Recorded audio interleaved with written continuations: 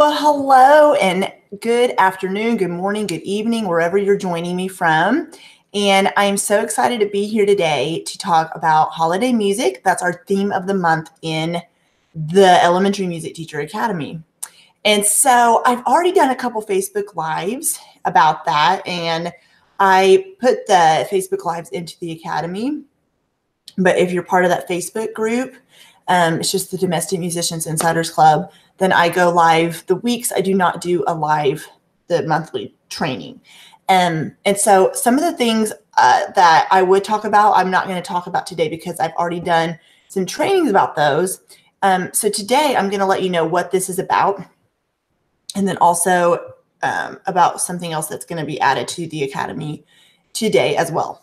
All right, so the first thing I want to talk about is when it comes to teaching holiday music is I just want to tell you that with all of the resources out there, there's a whole lot of, just like any music, there is a whole lot of songs to choose from. And activities. So it can be overwhelming, not knowing if you're choosing the right music, if you're choosing the right activities, and what happens if you don't have time to get to everything. That was something I struggled with a lot, and I stressed out. And by the way, I'm sorry, the screen looks dark. I have light coming on me from a lot of different directions, and it's still dark. I don't know. But anyways, yeah, so don't get hung up on choosing what music to choose. Okay, I want to start out by saying that I got so overwhelmed with, we're just going to talk about holiday music today, right? Not everything. But I got so overwhelmed with, there's so many holidays throughout the school year. I'm not even counting the ones in the summer. But there's also, along with those holidays, so many songs that go along with those holidays.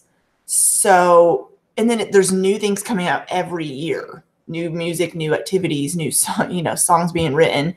And so I would feel like, oh, wait, are my students missing out if I don't teach this to them, teach this particular song to them? Are they missing out while all these other kids are getting, 14 Halloween songs and I'm only doing one activity? Are they missing out? And here's what I want to tell you about that. Your students are not missing out. If you're teaching any type of holiday music throughout the school year, that's fine, okay? I'm really irritated why this is so grainy right now. Hold on a minute. One of the lights doesn't work. Whoa, and I just got really close to the screen and got huge. Anyways, I'm sorry, y'all. I always, as you can tell, probably I have issues with figuring out the lighting. It is what it is. But yeah, so basically I lost my train of thought as usual. But don't get so hung up on, like I said, on how many songs and activities you're doing related to holidays, and just focus on teaching the ones you are teaching quality, right? Quality over quantity. Just say that to yourself, quality over quantity. And that can go along with anything in your classroom that you're teaching. Any music you feel like you're not getting to, quality over quantity. Don't focus on how much you're teaching, how many songs, getting through 25 songs, and maybe you can only get to 4. I know that's a drastic difference, but I'm just using some numbers here. So don't get so caught up on that, on how many you're teaching, but just focus on the quality of it. Okay. So that was the first thing I wanted to throw out there. Now, I mentioned that I'm looking up at this other screen because I have some typed up notes of things I want to talk to you about. But I mentioned that I have something I'm adding to the Academy later today, and it's a calendar of every holiday that you could celebrate in your classroom. That's, golly, the quality of this is getting ridiculous. I don't know if it's the camera or what. But what I was going to say is the PDF resource you're about to get is every holiday that you could teach songs from, and there's going to be a song suggestion or activity included with each of those. I'm just including one per holiday, okay? Because like I said, I could sit there and type up like 204 Halloween songs, but you don't need that. You just need to know that here's a suggestion you could do, and here's the holidays you can choose from, and then which holidays you choose to teach and which activities you choose to teach with those is completely up to you, okay? All right, so Be looking for that PDF resource in the Academy later today. If you're watching this, if you just recently joined the Academy in November, December, January, and you're just watching this training later on, then the PDF resource is already in there. So you don't need to worry about that. Okay, so let's move on. So you're going to have holidays that are the big ones, right? And then there's like little ones mixed in. So what I mean is you're going to have Halloween, Veterans Program, Veterans Day, you're going to have Thanksgiving, you're going to have winter months. So that involves Christmas, Kwanzaa, Hanukkah, and then winter. Then you're going to have Martin Luther King Jr. Day, Valentine's, I can't off the top of my head. I'm like, President's Day, which isn't like, I mean, it is something I enjoy teaching. There's a President's Day rap that I did with my students, but it's not a major one. And then, there's, and then you got Easter, and then you're going to probably cover a lot of songs about spring. I forgot to mention fall, back in the fall. And then, I feel like I'm missing something, but yeah, all those holidays will be typed up for you. And so you can see those, but so you're going to have the main ones, and then you're going to have the other ones that are, other fun ones you can cover with your students as well. So, that is my first suggestion is cover the main ones and then do, okay, what other ones could I do throughout the school year that are filler? I'm going to try to wipe off this camera as you're watching me to see if that helps this graininess at all. Did it help at all? Not really. Okay, so we're just going to move on. Pretend this isn't grainy. All right, so let's continue, not start, by talking about where do you find holiday resources? And then we're going to get into how to teach them and what exactly to do with the holidays. So where do you find resources? The first place to look, honestly, and I've actually talked to several of you and other music teachers who are like, what do I do with these old textbooks? You know what I found? The best activities I found in those textbooks, whether they're like from this year or from 20 years ago, is holiday activities and songs. And even a lot of them contain poems or speech pieces that you can do with your students, or even dances. Spotlight on Music is the curriculum I had in my classroom.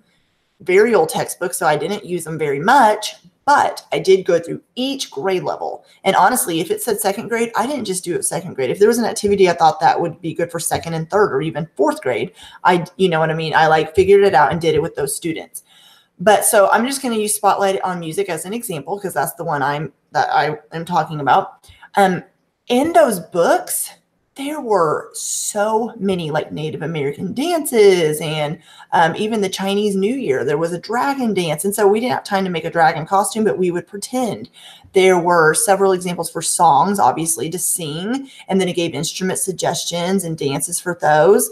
And then there were even activities in there for Valentine's Day. Do this with your students. I got so many ideas just for holiday music from just those textbooks. So you may have some textbooks sitting in your classroom. Maybe you're like I was, and they're sitting in some cabinets, kind of just hidden away.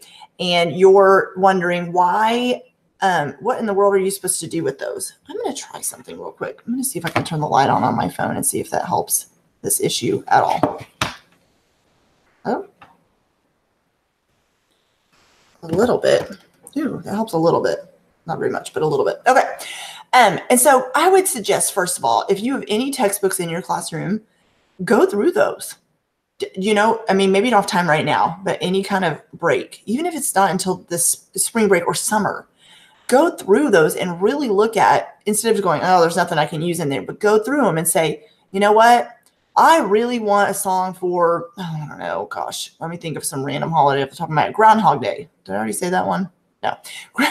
So for Groundhog Day, what can I do for Groundhog Day? And then you look in these books and you see, oh, wow, there's this really fun song.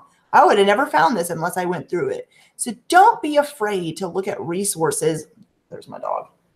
But don't be afraid to use resources that you already have, that maybe you think these are way too old. I can't do anything with these books. My students will not, be interested in any of the music in here or the activities.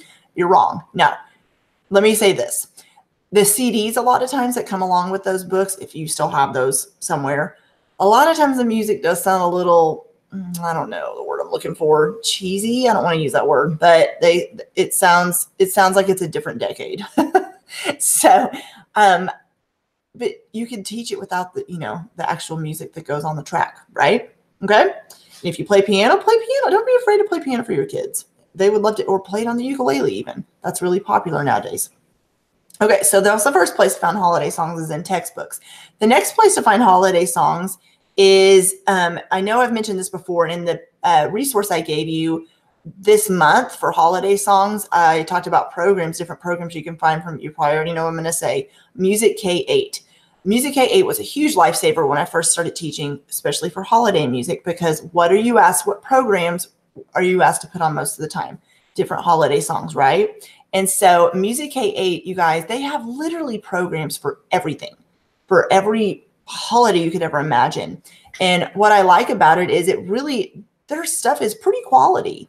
And the people who run the company, they're former music educators, and they really have a heart and passion for writing music. But I'm telling you, not only will you find programs, but there's just different holiday songs you can even buy individually and they even give you samples. They'll play samples on their website that you can listen to so you can see if you like it. But Music K8 is where I found even for honors choir, where I found a bunch of music for, you can even type in like a title, like a subject, if you're wanting to do something about, I think I was trying to find a song for peace. And so I literally found a song called Song for Peace, and we did that one. So Music K8. There's also a magazine subscription called Music Express. And this is kind of like Music K8. You can either just, go, which I did this. I just went on to buy music, but you can also get a monthly subscription from them. And then, but Music Express is also, they have different types of programs too, and some holiday songs you can find on there as well. The next place you can find holiday music is Google. Literally, Google is your best friend. It was my absolute best friend because, like I said, you have heard my story 940 times. I didn't have a lot of resources and I didn't know where to find them. And so I would just Google, like patriotic songs or buy patriotic songs. And then a lot of different resources came up there. That really does help. And now, there's so many resources available. You can find a lot of free lesson plans and lessons and songs that are available to teach as well. On that note, lost my place. I wanted to talk about, Orphan Kodály trainings. Now, in your area, wherever you live, there is probably a local Orphan Kodály chapter. And through, music teachers you've collaborated with, if you work in a district and you may work at a private school, but get to know other music teachers, because that's a lot of where I found where different trainings were in my area even. And at those trainings, lo and behold, I'd get new ideas and new trainings new ideas and resources to use with my students. And a lot of them were holiday songs. It'd be like, here's a song I use with my kids. And I was like, I've never heard that one. And then bam, I had a new thing to add to my collection of songs and activities to use with my students, right? And then another place is your local music store. Now, Sade Music, I don't know if you have a Sade Music where you live, was a huge one, but they sell a lot of piano music, band music, choir music. But when you go in there, especially like I said, for honors choir, I would find just some sheet music. And it was stuff I even thought, you know what, my students, even upper elementary kids, would really enjoy learning this as well. So just browse your local music store sometimes too, and you're going to be surprised to find that they will have resources available for you to use too. There are a couple of things, I forgot to bring them over here, I want to show you.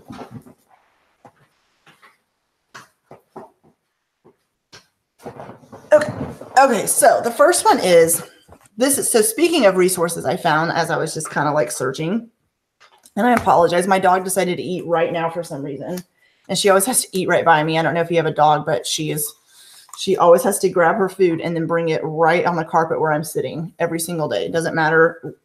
And I don't know. She only eats when I'm around her too. So she's kind of special. But anyways, this one's called I Sing, You Sing Holiday Songs. This was, as you can see, I've earmarked a lot of the pages and it's kind of ripped up because I used it so much. What I like to do, first of all, is I like to go through these books I buy and then really look through them and go, I can't use that, or, oh, that would be perfect. This one is really great for kindergarten, and probably your first graders too would enjoy it. And if you teach pre-K, but there are so many different songs in here that I couldn't find, like a lot of songs for the lower elementary to use. And so this one has like a song for back to school even. And then it has suggestions about what to do with it. And what's really cool about these songs is they're all echo songs. And so your students who are just learning how to echo sing after you, these are great to use. But the kids learn about the calendar. And so once they're learning about the calendar, you can do that with them. But this is just a really good, it's very, very simple songs. And so they will not take you long to teach them. But I really liked, when I found this book, it was kind of a random find, and I really enjoyed finding it because my students loved every song in there. I didn't do every song in there, but the ones I did, you can really extend the lessons as well, since the songs are so short. You can, always add movement instruments or whatever, extend it as well. The next one I want to show you is, this is a fun one I found. I honestly don't remember where, but I'm sure you can just Google this or find it on Amazon. But it's just Christmas sing-along karaoke. I wanted something fun to do because we all know in the winter month of December, it gets a little crazy, right? The students just get, I don't know, how do we say it? Excited for winter break, just like the teachers. I think the kids don't realize that. You're just as excited.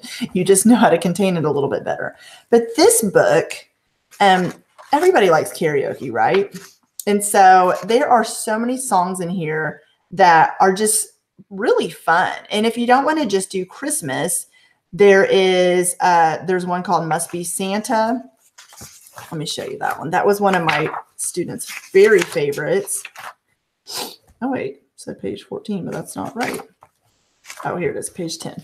Okay, so it's called Must Be Santa. And this does come with a CD. And then there's little books in here too. I didn't use these that come with it. But the Must Be Santa song, let me just show you. So like the first verse goes, who's got a beard that's long and white? And they say, Santa's got a beard that's long and white. Who comes around on a special night? Santa comes around on a special night. Special night, beard that's white. Must be Santa, must be Santa, must be Santa, Santa Claus. And then it goes into verse 2. I don't remember how many verses, 3 and 4. And so these are just, honestly, I got to the point, you've heard that phrase, if you can't beat them, join them. In the winter month, those 2 weeks, usually it's 2 weeks before winter break, depending on where you live. But I mean, usually you're putting on winter programs, and there's class parties and field trips and, oh my gosh, everything. And I got to the point where I'm not saying we just do karaoke the whole time, but in the month of December, I would recommend, I don't know what you are comfortable with, but I would recommend teaching from your normal lessons and then leaving maybe 10 minutes at the end of class to just do something fun. Okay, so Christmas karaoke sing-along book was fun. The kids really got into it, and it was peppy songs. Other activities you can do in December. There is Christmas song Pictionary, or Hangman, sorry, where, like if you do Rudolph the Red-Nosed Reindeer, and you got to, everybody knows how to play Hangman, right? And then, but there also was a Pictionary where we did like teams, and my students would make fun of me because I cannot draw. So I was trying to draw Rudolph the Red-Nosed Reindeer. I was on one of the teams, and so for the lower elementary, I draw, which, sorry ahead of time because I can't. And then for upper elementary, they would pick one student from their team to come be the drawer. And so they have to kind of guess which song you're drawing. It can be songs you've already, done in class. It doesn't have to just be traditional Christmas carols. And you can actually use that game with any holiday, any song for that matter. And it's really fun. The teams get points for guessing the correct song. So this is actually the song I was talking about, called A Candle for Peace. I bought this. It's Plank Road Publishing, but I wrote for fifth grade. But I think I actually even use this in a program. So what I'm saying is, on their website, it's not just programs. I got so many different ideas and this is a partner song for just songs to use in the classroom or with your children's choir as well. The next thing I want to show you is, okay, so we talked about where you can find holiday songs. Now I want to talk about how do you organize your holiday songs. Now, this is something I did. I'm just going to show you this one. Now, so February, okay? I have a whole folder for February. And in here, this is not songs, you guys. I did not use every single song, but I thought, you know what? I'm getting holiday music from everywhere. I'm printing it out. It's coming in sheet music form, or even in like, if you get a subscription to something and they come in like a, magazine format, you can either tear a page out if you own it, if that's something you bought, obviously, or photocopy. And so what I did is I did that. I photocopied all of my, now that's time consuming, don't get me wrong, but I am all about organizing and saving time. And, when I'm like, okay, I need a Valentine's activity this week and I'm running out of ideas. So I would go, okay, let me look through my little folder. Oh yeah, this is a great one. The kids would love that. And then bam, you have something, to tie in that's holiday music that week. So it takes time to do this, slowly build it up over time. And I gave you some ideas of where to find those things. But as you can see, I have one for February, winter, spring. I have a folder made for winter. I think I just said winter. And then patriotic folder. Any way you want to organize it. Also, another way to organize your materials is, I did not bring those folders down here, but you could even start binders. If you do find resources from workshops and you're like, how am I supposed to keep this organized? Then start a binder for teaching form, start a binder for dynamics, start a binder of partner songs, start a binder for, the different body percussion activities. And honestly, I started that. It saved me so much time because I had my outline of things I taught, but then I got to the point where I was like, I need a lesson to reinforce what I'm teaching. And I don't have a lot of time to just go search and search and search. So I would just, once I had it all organized, like I said, initially it'll take time, but once you do that, you just pull that particular binder off the shelf and you look and you go, that's a great idea. I'm going to use that. Okay. So that's just a little suggestion for you, a little tidbit that you probably already do something like that to keep your stuff organized. And if not, then that's a great way to do that. So a couple things. Oh, never mind. That's not what I thought it was. Okay, so we're going to move on. The next thing I want to talk to you about is how to teach holiday songs in your classroom. So don't be afraid to just teach songs for fun. Obviously, you're wanting to teach the objectives, right? But don't be afraid to sometimes just to have fun, today I'm going to teach you a song and we're literally just going to sing it. I'm not going to do movement with it. I mean, we can move to it, but we're not going to worry about adding instruments. We're not going to worry about what objectives it's covering. I'm just going to literally leave 5 minutes at the end of class to teach this holiday song just because I want them to get in this holiday spirit of whatever holiday that is. Okay. So that's the first thing I want to say. I think we get so wrapped up in, I'm preaching to myself here, covering the objectives and really making sure that you cover those objectives and you're teaching them all, that you forget sometimes that the kids just want to sometimes sing, right?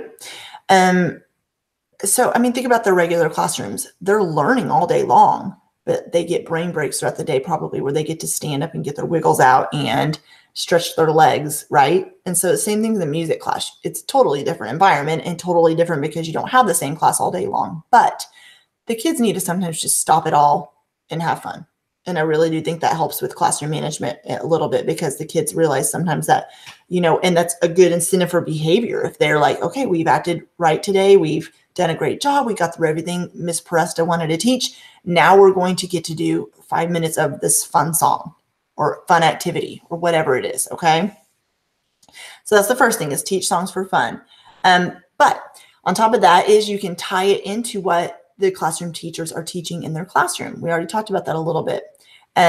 Like with the calendar song. So it depends on the teacher and it depends on what they're doing. But if, it's Valentine's Day week, and we all know what that week's like as well, right? It's cuckoo.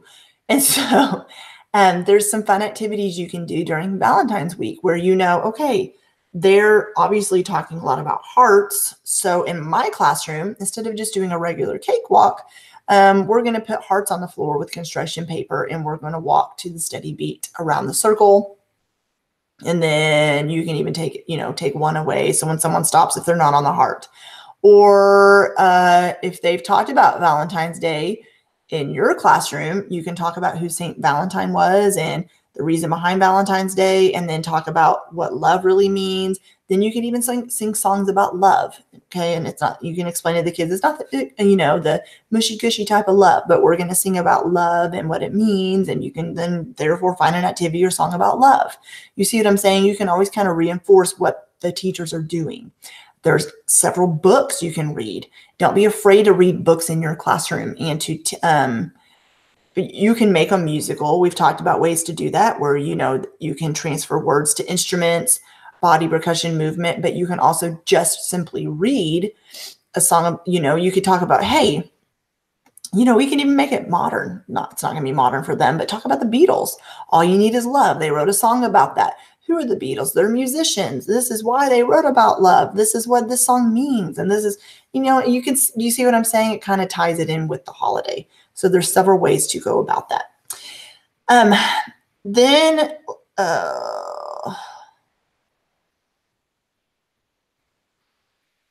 Sorry. Okay. Also wanted to mention, in the academy, there are already some holiday songs inside the academy, some different lessons, and there are new lessons coming this month as well. So in the summertime is when I use those 2 months of summer to really add a lot more lessons and lesson plans.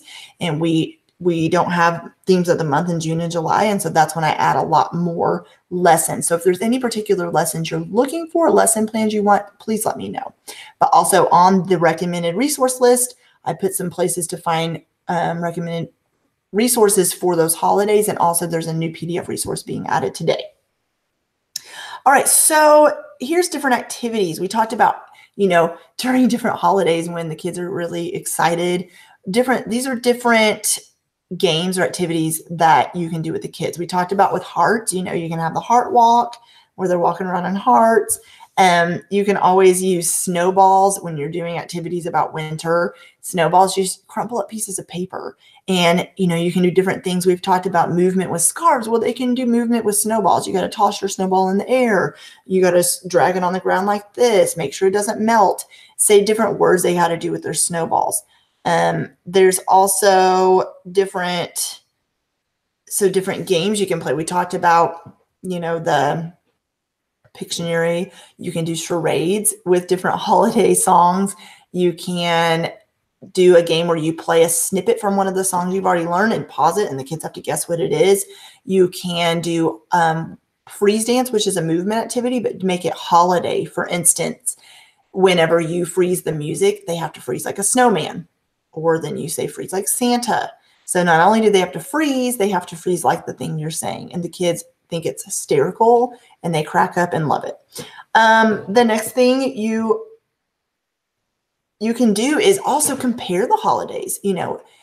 Talk about, when we did songs for Halloween, were they kind of spooky sounding or lighthearted sounding, and what were the songs really slow or faster? And then when you're comparing them to, maybe even Thanksgiving, since it's the following holiday, compare the melodies to two different songs from different holidays, compare how they sound.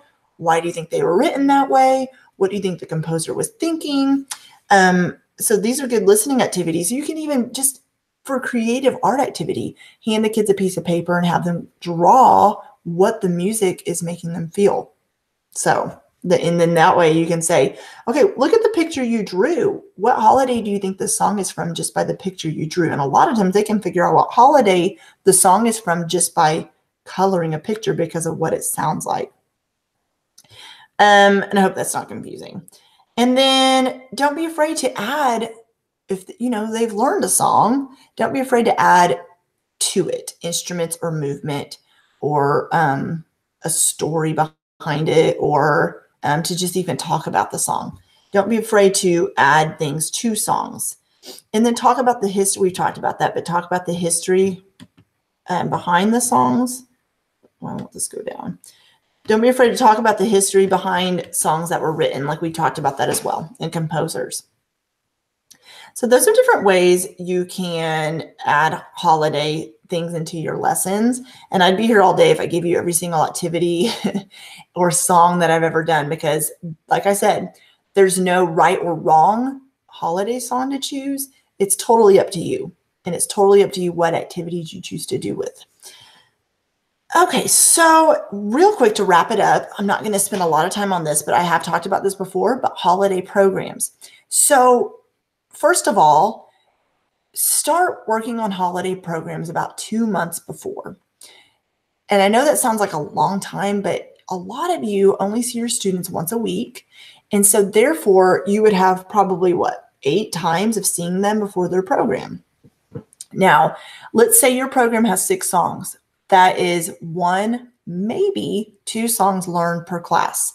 Then you want to leave 2 to 3 class periods to tie in all the other things like speaking parts. If you're adding instruments, are you adding, movement? Are you adding, are you doing any partner songs? Are you doing anything in harmony? Are you doing anything in a round?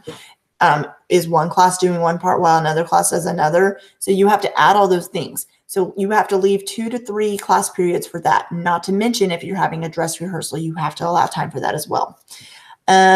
So vary up the programs by grade level. You can, what I mean by that is this is a complete preference thing, but you don't want to just have 5th grade doing a patriotic program every year. They're going to, even though you'll have a different 5th grade class every year, right? I mean, the 4th graders will be 5th graders the following year. It's fun to vary it up and be, okay, so 5th grade did patriotic this year. I'm going to have 2nd grade do a patriotic program next year. It's totally up to you though. Like I said, it's a preference thing. If you're comfortable with, you have a set Veterans Day program every year, and it's always, your 5th graders, and then that's something that students look forward to in the community and your school, then that's totally fine. I talked about this in a Facebook Live recently, but if you do a program with one grade, then make sure that the other grades are getting holiday music taught to them, but just not as, intense, because it's not a program. And then the last thing I want to say is to just have fun with teaching holiday songs. Don't get so, like I said at the beginning of this, don't get so wrapped up in which songs to teach, but just have fun doing it. Just, okay, I did this activity last year.